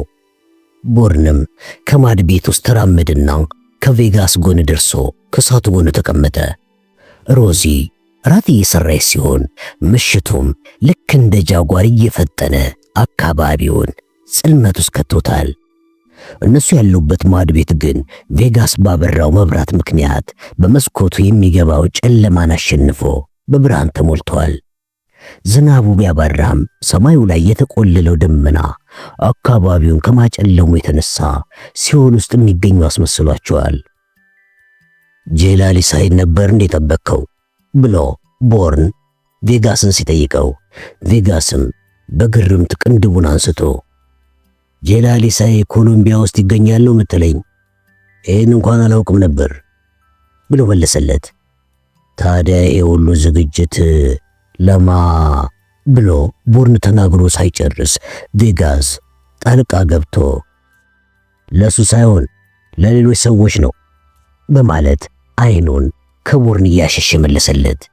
ቦርንም የቬጋስን ቀኝ እጅ ወደ ራሱ ስቦ አመጣውና ጠቋሚ ጣቱን ተመለከተው። በጣቱ ላይም ቀለበቱ የሰራውንና በቅርቡ ቀለበቱን እንዳውለቅ የሚያሳየው ምልክት በአይኑ በብረቱ ተመለከተ። ቬጋስም ልክ ከእሳት ውስጥ መንጭቆ እንደሚያወጣ አይነት እጁን ከቦርን ነጥቆ ወደ ራሱ ሰበሰበ። እኔ ስለ ዶምን አውቃለሁ አለ ቦርን ቬጋስን እየተመለከተ። ቬጋስም እኔ ስለምታወራው ነገር ምንም የማውቀው ነገር የለም አለ። ተው እባክህ፣ እነሱ እኮ ለአንተ ብቻ ሳይሆን ለእኔም ጠላቶች ናቸው ብሎ ቦርን እንደተናገረ ቬጋስ ከተቀመጠበት ፍንጥር ብሎ ተነሳና ይሄ በርግጥ ስህተት ነው እያለ ከቦርን ራቅ ብሎ ወደ ኋላ እየሸሸም በቃ ልክ ልብስ እንደደረቀ ቤቴን ለቀውታለኝ ብሎ ጮሆ ቦርንን እያየ ተናገረ። ሮዚም ራቱን ከምታበስልበት ምድጃ ላይ ቀና ብላ ወደ ቬጋስ ዞር እያለች እንዴ ቬጋስ ምን ነው ባለጌ ትሆናለህ እንዴ? እንዴትስ ይህንን ሰው በዚህ ጨለማና ብርድ ታባርረዋለህ ስትለው፣ ሮዚ አንቺ እዚህ ውስጥ መግባት የለብሽም። አዎ እንደዚህ አይነት ነገር ውስጥ መግባት የለብሽም፣ ምክንያቱም ምንም የምታውቂው ነገር የለም ብሎ ተናግሮ ሳይጨርስ ምን ሆነሃል ፍቅሬ? እኔ ስርዓት እንዳለ ነበር ማቀው አለችው። ብዙ ነገር መናገር ቢኖርባትም እሷ ግን በአይኗ ቬጋስን ተቆጣችውና በአይናቸው ተግባቡና ቬጋስ ሐሳቡን ቀየረ። እሺ እንዳልሽ አለና ቬጋስ አዋርቶ ነገር ግን ነገ በጠዋት ይሄ ሰው ቤታችንን ለቆ ይወጣል አላት። ይህን የሰማችው ሮዚም ፊቷ በፈገግታ ተሞልቶ አንተ እንዳልክሽ ውዴ ይሁን ብላ መጥበሻውን ከምድጃው ላይ ስባ አወጣችና እሺ አሁን ይህ ወዳጃችን በዋጥም ከመሞቱ በፊት የሆነ የሚጠጣ ነገር አትሰጠውም አለችው ቬጋስን። ቬጋስ የሰጠውን ካካቻ የተባለ ከሸንኮራ አገዳ በቆልት የተዘጋጀው መጠጥ ይዞ ቦርን ከመስኮቷ አጠገብ ቆሟል። ሮዚ ደግሞ ለራት የምታደርገውን የመጨረሻ ዝግጅት እያከናወነች ነው። ቬጋስ ደግሞ የምግብ ጠረጴዛው ጎን አንድ ተጨማሪ ወንበር እየጨመረ ነው። ቦርን ከመስኮቱ መስታወት ውስጥ የራሱን መልክ ተሰባብሮ ተመለከተና ይናሰበ አዎ እኔ በጥላቻዎች በተሞላ ዓለም ውስጥ ጥላ ሆኜ የምንቀሳቀስ ሰው ነኝ ብሎ በመቀጠልም ስለ ጄላሊሳይ ማሰላሰል ጀመረ። ጄላሊሳይ በአሁኑ ሰዓት በዶመና ውስጥ እየሰራ ነው የሚገኘው ወይስ ምንድን ነው ብሎ ራሱን ጠየቀ። በእርግጥ ቀን ላይ ከሱዋሬዝ እንደተረዳው ከሆነ በሱዋሬዝ አማካኝነት የኮንትሮባንድ ዕቃዎችን ያስተላልፍ እንደነበር አውቋል።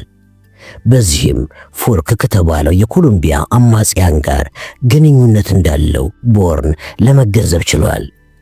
ለፎርክ ሕይወቱን ለመስጠት ይታገል የነበረው ሱዋሬዝም ለጀላሊሳይ ብሎ ራሱን አሳልፎ ሊሰጥ ስለምን ቻለ? በዚህ ሱዋሬዝስ ምን ይጠቀማል? ሂሳይስ ስለ ሴት ልጁ የነገረኝ ታሪክስ ቢሆን ምን ያህልነት ታማኒ ነው? ይህ ታሪክ ውሸት ከሆነ ደግሞ ሂሳይ ዶምናውን ስለ መበቀል የነገረኝ ታሪክ ሁሉ ሐሰት ይሆናል ማለት ነው። ስለሆነም የጀላሊሳይ ሆድ ያቄመው በዶምናው ላይ ሳይሆን በዶምናው ተቀዳሚ መሪ በቤንጃሚን አላሪያን ላይ ነው ማለት ነው እያለ ካሰበ በኋላ ከያዘው መጠጥ አንድ የተጎነጨለት። ከዚያም ወደ ሐሳቡ ተመልሶ ሂሳይ የነገረኝ ነገሮች ሁሉ ውሸት ሆነው ቂሙ ከቤንጃሚን አላሪያን ላይ ከሆነማ ነገሩ ሁሉ ሌላ ይሆናል። ምንም እንኳን ነገሩ በእውነት ላይ የተመሰረተ ቢሆንም ጀላሊሳይ ፍጹም ሚስጥራዊ ሰው ከመሆኑም የተነሳ ድርጊቶቹም ሆኑ ለማድረግ የሚያስባቸው ወይም ደግሞ ለማየት የሚፈልገው ነገር ፍጹም ሚስጥራዊ እንደሆነ ይቆያል ማለት ነው። አዎ፣ ስለሆነም ቦርን አሁንም ቢሆን ማንንም ሰው ቢሆን ሊያምንበት የሚችልበት ቦታ ላይ እንዳልሆነ እየተሰማው መጣ። በዚህ ስሜት ውስጥ እንዳለም ለራት እንዲቀርብ በሮዚ ተጠራ። ወደ ኋላ ዞር ሲልም ሮዚ በሚጣፍጥ ፈገግታ ተሞልታ እጆቿን ወደሚቀመጥበት ወንበር በትህትና እያመለከተችው መሆኗን አየ። ሮዚ የደስደስ ያላት ሴት ስትሆን ረዥም ጥቁር ጸጉር፣ ቡናማ አይኖችና የደበዘዘ ጽጌረዳ የቆዳ ቀለም አላት። ቅርጿም ቢሆን ምርጥ ሆኖ ትንሽ ለዓይን የማይታይ ውፍረትን የታከለ ነው። እሷ ምንም አይነት የመዋቢያ ቅባቶችን የማትጠቀም ሲሆን ጆሮቿ ላይ ካለው ተንጠልጣይ የወርቅ ጉትቻ በስተቀር ጌጣጌጦችን አላጠለቀችም።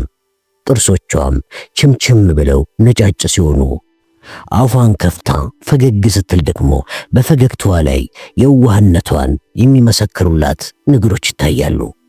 በተለይ ደግሞ ባሏን ቬጋስን የምትንከባከብበት ሁኔታን ሲያይ ቦርን ለዚች ሮዚ ለተባለች ሴት መውደዱን ጨመረ። ምክንያቱም የማቾ ማህበረሰብ አባል ሴቶች እንደዚህ አይነት ባህሪ የማያሳዩ መሆናቸውን ጠንቅቆ ያውቃልና። ቬጋስ ምግብ ጠረጴዛው ጫፍ ላይ ወንበሩን አስጠግቶ የክብር ቦታውን ሲይዝ ከፊት ለፊቱ የምሽቱ የራት አቅርቦቶች የሆኑት ለረጅም ሰዓት የተቀቀለ ቅቅል፣ የተጠበሱ ድንቾች፣ 2 ሳህን ሙሉ አረንጓዴ የአትክልት ምግቦችና ሮዚ ጠዋት ላይ ጋገርኩት ያለችው ትኩስ ዳቦ በየሳህናቸው ውስጥ ተቆልቁሏል። ምግብ ከመብላታቸው በፊት ቬጋስ የምስጋና ጸሎት አደረገና ምግባቸውን መመገብ ጀመሩ። ከምግብ ጠረጴዛው ፊት ለፊት ግድግዳው ላይ ያለውን ከእንጨት የተቀረጸውን የክርስቶስ ስቅለት አንገቱን እንዳዘነበለ ወደ ታች ሲመገቡ ይመለከታቸዋል። የምግቡን ጣፋጭነት ቦርን ለሮዚ ሲናገር ሮዚ አመሰግናለሁ ለማለት ያህል ጎንበስ ከማለቷ በስተቀር ምንም ሳይነጋገሩ ምግባቸውን እየተመገቡም እያለ እሺ አለና ቬጋስ አፉን በጨርቅ ጠረገና አሁን እሱ በዚህ ሰዓት የት ነው የሚገኘው ብሎ ቦርን ጠየቀው። ቦርንም ቀና ብሎ ቬጋስን እየተመለከተው ማንን ነው የት እንደሚገኝ የምጠይቀኝ ብሎ ሲጠይቀው ቬጋስም ሂሳይን አለው። እናም አንተ እሱ ኮሎምቢያ ውስጥ እንዳለ ታውቃለህ ማለት ነው ብሎ ቦርን መለሰለት። ብቻ ኮሎምቢያ ውስጥ እንደሚገኝ ገምቼ ስለነበረ ነው። ለማንኛውም እሱ ወደኛ በመምጣት ሁለታችንን የሚዞን እንደሚሄድ ነው የተነገረኝ ብሎ ሮዚን ተመለከተና ዶመናው ወደኛ መጥቶ እኛን ከመግደሉ በፊት የሚለውን ሐሳቡን ግን ከመናገር ተቆጠበ። አጎንብሳም በትንሹ ትጎርስ የነበረችው ሮዚም ካጎነበሰችበት ቀና ሳትል ስማቸውን መጥራት ትችላለህ? እኔ እኮ ስማቸውን ስሰማ ተጠቅልዬ ራሴን በመሳት የመሞት ሰው አይደለሁም ፍቅሬ አለችው። ቬጋስም አማተበና እግዚአብሔር ይቅር ይበልሽ ብሎ ተኮሳተርና ሁለተኛ እንደዚህ ስትይ እንዳልሰማሽ እሺ ብሎ ተቆጣት። እሺ እንዳልክ እንግዲህ ብላ አትኩሮቷን ከሳህኗ ላይ ሳትነቅል መመገቧን ቀጠለች። ቬጋስም ቦርን ላይ አትኩሮቱ እንደሰበሰበ መቼስ አንተም እንደምትመለከተው ለሚመጣብን ነገር በደንብ ተዘጋጅተናል። ይሄ ቢሆንም ግን አሁንም ቢሆን በቀላሉ ልንገኝ ከምንችልበት ቦታ ላይ መቆየታችንን አልፈለኩትም አለው። ግን እኮ ዶመናው የትም ቦታ እንደሚገኝ ታውቃለህ አይደል? አለው ቦርን። ኢሳይ ዶመና ውስጥ ከሚገኙ ሰዎች ጥገኝነት እንደሚያሰጠኝ ቃል ገብቶልኛል ብሎ ቬጋስ ሲመልስለት፣ እናም አንተ የኢሳይን ቃል ወይም ኢሳይ ቃል የገባልህን ነገር አመንከው ብሎ ቦርን ጠየቀ። ታዲያ ከማመን የተሻለ ምን አማራጭ አለኝ ወዳጄ ብሎ ቬጋስ ሲመልስለት፣ ቦርን ቬጋስ ከዚህ የተሻለ ምንም ሊያደርግ እንደማይችልና ትክክል እንደሆነ አወቀ። ለምንድነው ዶመናው አንተን ለማሳደድና ለመግደል የፈለገው ብሎ የሚበላበትን ሹካ ሳህኑ ላይ ያስቀመጠ። አንተ ዶመናው ላይ ምን የሰራኸው ስራ አለ ብሎ ቬጋስን ጠየቀው። ቬጋስም ለረጅም ጊዜ ያህል የቦርን ጥያቄ ሳይመልስለት ስለቆየ ቦርን በቃ ምላሽ አይሰጠኝም ብሎ እያሰበ እያለም ቬጋስ መናገር ጀመረ። እኔ እነርሱ አድርግ ያሉኝን ነገር ባለማድረግ የተነሳ ነው ከኔ ጋር ጠላትነታቸውን የጀመሩት ብሎ ቬጋስ መለሰና ምግቡን በሹኩ አንስቶ ወደ አፉ ከከተተ በኋላ ምግቡን ከሚያስበው ነገር ጋር ደባልቆ ማላመጥ ጀመረ። ቦርንም ቬጋስ መናገር የጀመረውን እንዲጨርስለት በትዕግስት ሲጠብቀው ቢቆይም ቬጋስ ግን ሊናገር አልቻለም። ቬጋስም ርካሹን የገበሬዎች የወይን መጠጥ አንስቶ ሲጠጣ ቦርን ይህንን ጠየቀው። እሺ ዶመናው አንተ እንድታደርገው የፈለገው ነገር ምን እንደነበረ ትነግረኛለህ አለው።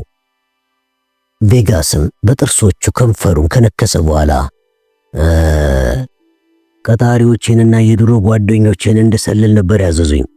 በተለይ ደግሞ አንደኛው እንድሰልለው ዶመና የፈለገው ሰው እኔን ከትቢያ ላይ አንስቶ እዚህ ደረጃ ላይ እንድደርስ ያደረገኝ ሰው ነው። እንዴ ይሄ ሰው እኮ እኔን ከቦጎታ መጠጥ ቤቶች ውስጥና ከአረንቋ ውስጥ አውጥቶ ነው ጌታ ያደረገኝ። አዎ ያኔ ገና ወጣት ሞኝና በጣም ግልፍተኛ ሰው ነበርኩኝ ብሎ ራሱን በሐዘኔታ ነቀነቀና በጣም ግልፍተኛ ሰው ከመሆኔም የተነሳ በየምሽቱ በቦጎታ ጎዳናዎች ላይ የተዟዟርኩኝ ኑሬን የመሰረትኩት አንድ የማይረባ አሮጌ ጩቤን አምሽተው የሚገቡ ሰዎች ጉሮሮ ላይ በመደቀን ገንዘባቸውን በመንጠቅ ነበር ብሎ ምሬቱን ለማስወገድ ያህል ከወይኑ በኃይል ሳብለትና ቀና ብሎ ግድግዳው ላይ የተሰቀለውን የክርስቶስ የስቅለት የእንጨት ቅርጽን እየተመለከተና አይበሉባውን እያተከም ካቆመበት ቀጠለ። እናም ያኔ እኔ የጠፋው የማረባና ለምንም የማሩን ሰው ነኝ ብዬ በማስብበት አንድ ምሽት ላይ አንድ ልዘርፈው ጩቤን የሰነዘርኩበት ሰው በአይን ርግብግቢት ፍጥነት መሳሪያዎችን ሁሉ አስጣለኝ። ከዚያም እኔ ለዚህ አይነት ሥራ እንደማሩን አሳየኝ ብሎ ተናገረ። በመቀጠልም ብርጭቆ ውስጥ የቀረውን የወይን ጭላጭ በአይኑ ጠርዝ ሲመለከት ቆይቶ ብርጭቆውን ለመሙላት ወደ ወይኑ ጠርሙስ እጁን ሲሰነዝር ሮዚ ጠርሙሱን ከእጁ አራቀችና የጠጣው መጠጥ እንደሚበቃው በአይኑ አሳመነችው። ቬጋስም ካቆመበት እየቀጠለ ይሄ ሰው እኔ ልብ ውስጥ ምን አይነት የህይወት ብልሽታ እንደተመለከተ በወቅቱ ባላውቅም የሆነ ነገር ግን እኔ ውስጥ ያነበበ ይመስለኛል ብሎ ቬጋስ ጉሮሮን አጠራና ለአፍታ ዝም ካለ በኋላ ይሄ ሰው ነው እንግዲህ እኔን ከነጣቂ ሌባነትና ወሮበላነት ያጸዳኝ። ወደ ነዳጅ መውጫ ቦታው አምጥቶ ሁሉንም ነገር ከዜሮ ጀምሮ አስተማረኝ። ለዚህም ነው እኔ እዚህ ነዳጅ መውጫ ቦታ ላይ የሚሰሩ ማናቸውም አይነት ስራዎችን በትጋት መስራቴ ያስደስተኛል። እዚህ ቦታ በመሆኔም ልክ ቤቴ እንደሆንኩኝ ሁሉ ደህንነት ይሰማኛል። ስራው በጣም ከኔ ጋር በመዋሃዱ የተነሳም በአጋጣሚ በህመም ወይም በሌላ ምክንያት ስራ ቦታ ካልሄድኩኝ እጅግ በጣም ቅር ይለኛል ብሎ አይኑን እያበራ ቦርንን እየተመለከተም ኤዋውን ስራውን ለሱ ስሰራ 2 አስርተ ዓመታቶች ቢያልፉኝም ይሄ የድሮ ቀጣሪና ጓደኛዬ ለምን ከጎዳና ላይ ወደዚህ ቦታ እንዳመጣኝ ግልጽ ሊሆንልኝ ያልቻለው ጥያቄ አዎ እስካሁን ድረስ ሊመለስልኝ አልቻለም ብሎ ሲናገር ሮዚ ጣልቃ በመግባት መቼ እንደዚህ አይነት ነገሮችን ጠይቀው ታውቅና ነው ደግሞ እንደዚህ ጥያቄ መልስ የምታገኘው አለችው። ቬጋስም ወደ ሮዚ ዞሮ አየና መረጋጋትን እየፈለገ እሱማ እዚህ ባያመጣኝ ኖሮ እኮ ከአንቺ ጋር ልገናኝ አልችልም ነበር አላትና ከዛም ይበላበት የነበረውን ሳህን ወደፊት ገፋ አደረገ። እንግዲህ ያው ወዳጄ ይህንን ሰው ያደረገኝን ሰው ነበር እንድሰልልላቸው የፈለጉት አለውና በአይኑ ሐቀኛ የሆነ የንዴት ነበልባል እየተንቦገቦገም ራሱን ነቅንቆ አየ ይሄ ነገር ለበጎ ነበር። አዎ ይሄ ነገር ታማኝነቴን የሚፈልጉትን ነገርም ሆኖ ነበር ለኔ ቀረበው። ስለሆነም እኔ ምንጊዜም ቢሆን ለዶን ፈርናንዶ ታማኝነቴን ጠብቄ ቆያለሁ አለው። ቦርንም ይህንን ስም ስለሚያውቀው በደንብ ለማረጋገጥ ፈልጎ የዚህ ዶን ፈርናንዶ የተባለው ሰው የቤተሰብ ስም ማን ነው ብሎ ቬጋስን ጠየቀው። ሄሬራ፣ ዶን ፈርናንዶ ሄሬራ ይባላል አለው ቬጋስም። ቦርንም የቬጋስ ግልጽ መሆን ፈገግ እንዲል አሰኘው። ጀላሊሳይ ኮንትሮባንዲስቶቹን በሱዋሬዝ አማካኝነት ለዶን ፈርናንዶ ነው የሚያሳልፈው። ዶን ፈርናንዶ ደግሞ ቬጋስን በነዳይ ዘይት ማውጫ ቦታ ላይ አስተዳዳሪ አድርጎ ሾሞታል። ዶመናው ዶን ፈርናንዶን በአይነ ቁራኛ መከታተል መጀመራቸው ዶን ፈርናንዶና ጀላሊሳይ ሊቆራኙ ቻሉ። ይህን ነገር እያጠራ ፈገግ ሲል የተመለከተችው ሮዚም ምን ያስፈልጋል ወዳጄ ብላ ቦርን ስለጠየቀችው ዶን ፈርናንዶ ለኔም ቢሆን ጓደኛዬ ነው ብሎ መለሰለት። ቬጋስም በደስታ ተውጦ ምን አይነት ቀና ዕድል ያለን በእናትህ! በእውነት ጀላሊሳይ አንተን ወደኛ መላኩ ትክክል ነው። አንተ ጠባቂያችን ሆነ ነገ በሌሊት ወደ ዶን ፈርናንዶ የምናደርገውን ረጅሙን ጉዞ አብረን እንጀምራለን አለው።